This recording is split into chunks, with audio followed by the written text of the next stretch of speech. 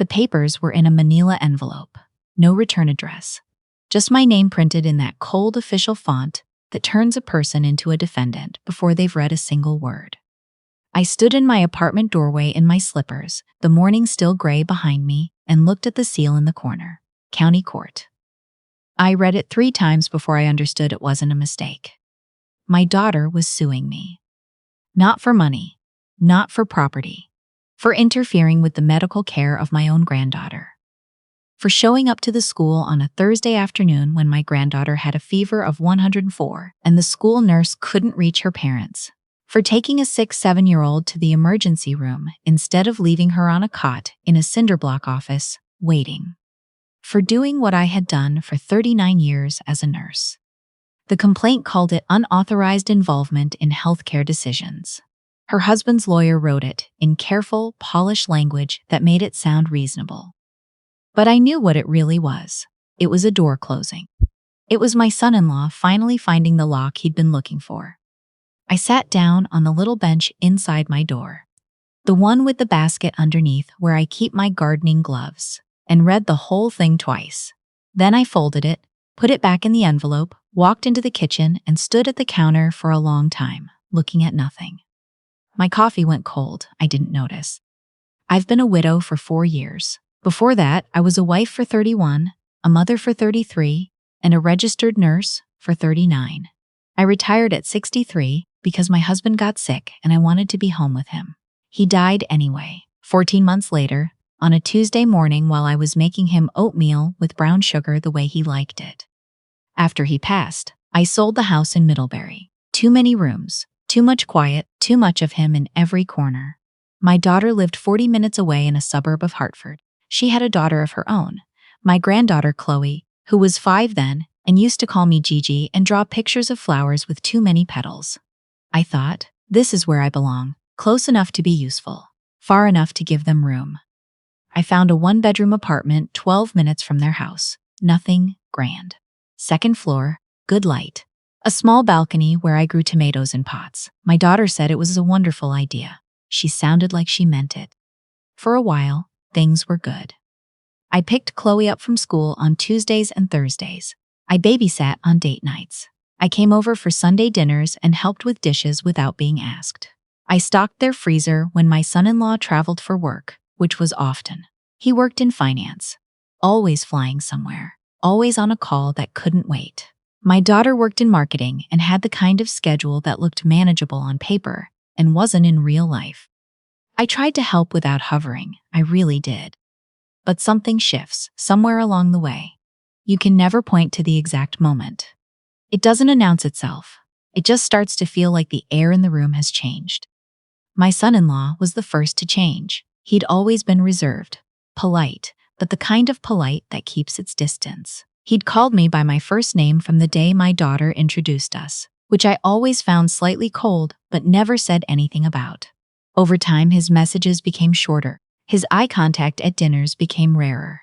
He started referring to things I'd helped with, the kitchen renovation, the preschool deposit, Chloe's bedroom furniture, as covered, not given, as if there had been a transaction and it was settled. I had written those checks with love, not expectation. Then came the list. Not a legal document, just a conversation. My daughter sat down with me one evening while Chloe was asleep and said carefully that she and her husband had talked, and they wanted to share a few thoughts. She had notes on her phone, which she scrolled through like she was reading a recipe. They appreciated everything I did, but some things needed to change. She didn't want me stopping by without texting first. Fine. Understandable. She didn't want me making comments about Chloe's diet. I had once suggested fewer fruit pouches and more actual fruit, which apparently landed wrong. I apologized. She didn't want me discussing discipline in front of Chloe. I had said, once, gently, that maybe raising my voice didn't help when the child was already overwhelmed. Apparently that was overstepping. I nodded through all of it. I said, of course. I drove home and sat in my parking lot for 20 minutes before I trusted my legs to carry me upstairs. I stayed away more after that. I waited to be invited. Some weeks I didn't see Chloe at all, and I'd watch the days pass from my balcony, watering my tomato plants, telling myself this was healthy. This was what grown children needed. Space. But then, there was a Thursday in October. I was still listed as an emergency contact at Chloe's school. My daughter had put me on the form at the beginning of second grade. The school nurse called me at 1:17 in the afternoon because Chloe's temperature had spiked to 104.1 and neither parent was reachable. My daughter was in a client presentation, her assistant said, could not be interrupted. My son-in-law was in Chicago. The nurse asked what I wanted to do. I thought about the rules. I thought about the list. I thought about the email my son-in-law had sent 2 months earlier, reminding me to please communicate through appropriate channels before making any decisions related to Chloe's schedule or well-being. Then I thought about 104.1 degrees in a 7-year-old. I was at the school in 9 minutes. Chloe was curled on the cot with her cheek on the paper pillow, eyes half closed. She looked up when I walked in and said Gigi in a voice so small it barely filled the room. I checked her myself. 39 years of nursing don't leave you. Her breathing was shallow. She said her head hurt and her stomach hurt and she wanted to sleep but couldn't. I told the nurse we were going to the emergency room. The nurse said she thought that was the right call. We were there for 3 hours. Chloe had a urinary tract infection that had spread. The attending pediatrician said we'd caught it at exactly the right moment. Another few hours, and she'd have been looking at a much more serious situation. They gave her IV fluids and antibiotics, and she fell asleep in the bed with her hand in mine. Her little fingers wrapped around my thumb the way she'd done when she was an infant. My daughter arrived at the hospital at 4:45. She hugged Chloe, then hugged me and said, thank you. I'm so sorry I was unreachable, thank you. My son-in-law called from Chicago at 6. His voice was different. He didn't ask how Chloe was first. He asked why I had taken her to the hospital without authorization. I said because she was sick and I'm a nurse and it was the right call. He said that wasn't my call to make. I said someone had to make it. He said that's what the school's for. I said the school called me. He said they shouldn't have been calling me at all. I hung up. I told myself he was scared. I told myself fear makes people say things they don't mean. I told myself by morning he'd have come around and everything would be fine. It wasn't fine. The envelope arrived 11 days later. They were requesting a formal no-contact order preventing me from making any decisions related to Chloe's physical or medical care without prior written consent. They were also requesting reimbursement for what they called unapproved financial involvement. Specifically the preschool deposit and a portion of the kitchen renovation, which my son-in-law now characterized as having been given under social pressure. There was language about my pattern of disregarding established family boundaries and unsolicited interference in the plaintiff's domestic and parental domain. I called Alice that night. We had been nursing colleagues for 17 years, and she still laughed at my jokes, which I considered a form of loyalty bordering on heroism. Run that by me again, she said. I did. A long silence. Then, they're suing you because you took a sick child to the hospital? That's what the papers say. And the child recovered. She was discharged by the next morning. Alice was quiet again. I heard her set something down. So your son-in-law, the one in finance, is taking a retired nurse to court for practicing retired nursing on her own granddaughter. It appears that way. Well, she said, and her voice was dry as chalk. I hope his lawyer charges him a fortune. I laughed. I hadn't expected to. I spent 3 days in a particular gray fog, moving through my own home like a visitor, touching things without feeling them. I made tea I didn't drink. I read the same paragraph in my book 4 times. On the 4th morning, I pulled out every financial record I had from the past 6 years. The preschool deposit, $9,500. My daughter had mentioned they were on a wait list for a better school, and it was just a deposit issue. I'd written the check that afternoon without hesitation.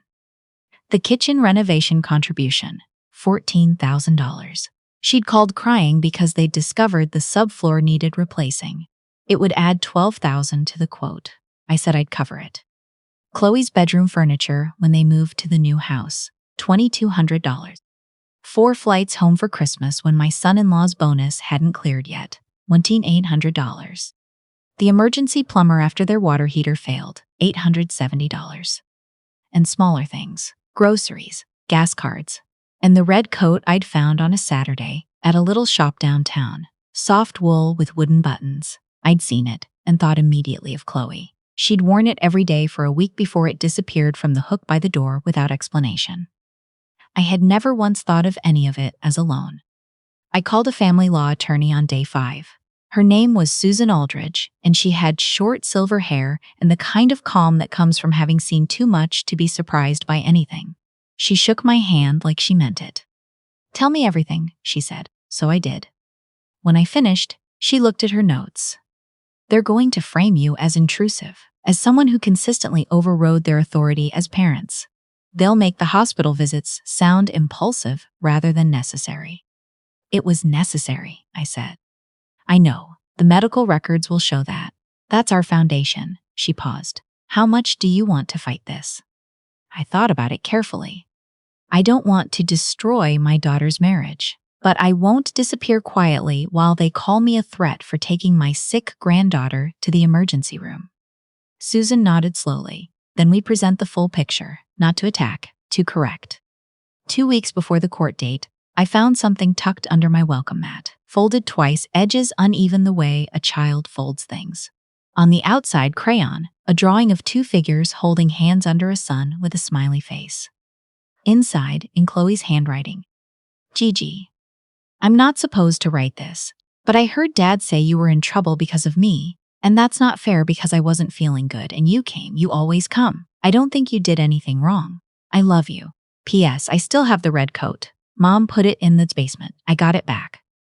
I sat down on the floor of my entryway and read it 4 times.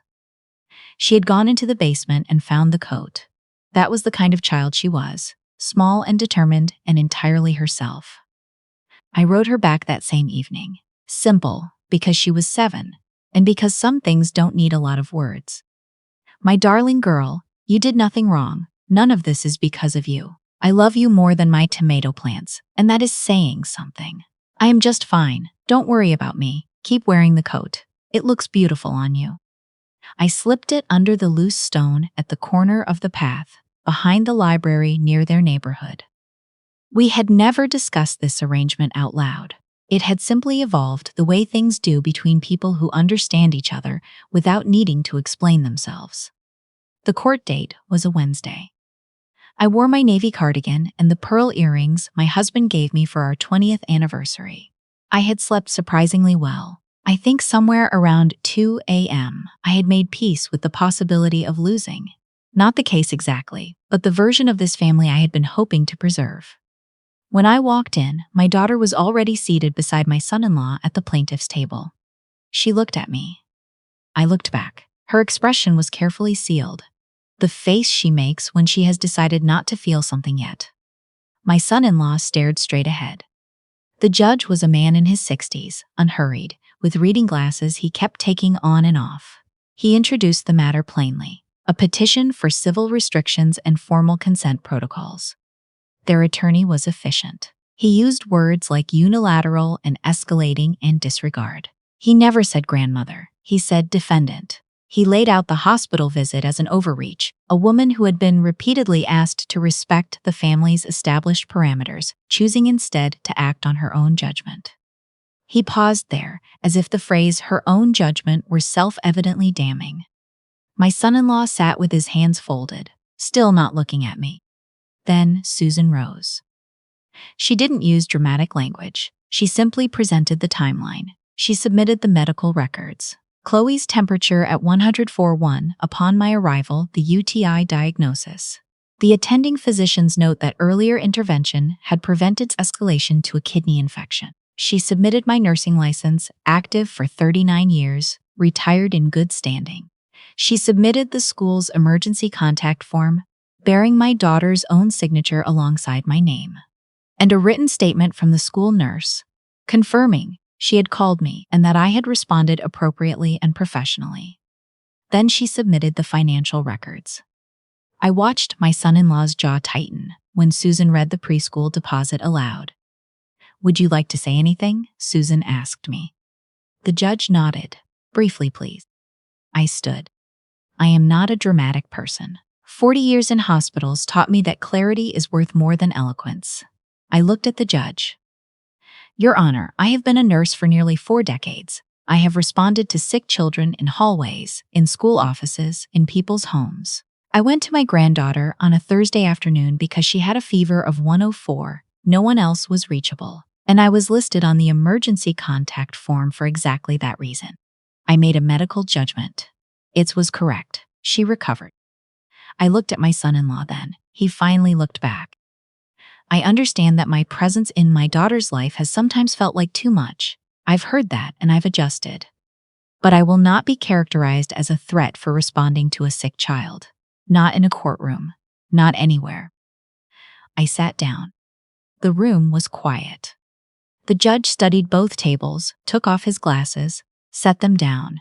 He said he'd review the documentation and deliver his decision within a week. We filed out in silence. My son-in-law moved past me in the hallway without a word. My daughter paused for just a moment. I thought she might say something. She didn't. She followed her husband down the corridor. I sat in my car for 10 minutes before I drove home. I made myself soup and watched the evening news and was asleep by 9, which I hadn't been since before all of this started. The letter arrived on a Friday. The court had denied the petition. The language was measured and direct. The evidence did not support a finding that the defendant's actions constituted harassment or unauthorized interference. The defendant had acted within her capacity as a licensed medical professional responding to a documented emergency to which she had been formally designated as a contact. No legal basis for the requested restrictions had been established. The financial claims were dismissed as well. Gifts voluntarily given do not constitute recoverable debts absent a signed agreement to the contrary. Susan called while I was still standing at the window holding the letter. Not a victory exactly, she said. No, I agreed, but something. What it was, I decided later, was dignity. They had tried to define me as a problem. The court had looked at the full picture and disagreed. The weeks after the ruling were quiet. I walked more. I rejoined a water aerobics class I'd dropped during the worst of the stress. I had dinner with Alice twice a week, and we talked about her garden and my tomato plans for spring and everything except my daughter, because there was nothing new to say yet. Then, on a Sunday about 3 weeks after the ruling, my daughter called. Not a text, a call. I let it ring twice before I answered. Mom, she said. Her voice was different, smaller. I'm here. A long pause. I don't know how to do this. Try, I said, not unkindly. She did. It came out slowly, the way things do when someone has been holding them for a long time. She said she knew they'd gone too far. She said she hadn't wanted it to reach that point. She said her husband had pushed for the legal route and she had let him, and she was sorry for that. She said she was sorry for a lot of things. And then she said the thing I hadn't expected. She said that for years, longer than she could name exactly, she had felt like she couldn't measure up next to me, that I was competent and steady and always knew what to do, and she'd never felt that way. And when I was around, she felt like she was being evaluated. Not because I was evaluating her, but because I existed and I was capable, and she wanted to feel capable too. I know that's not your fault, she said quietly. It isn't, I said, but I understand it more than you think. A long silence. Then Chloe asks about you every single day. Something in my chest loosened, something that had been held tight since October.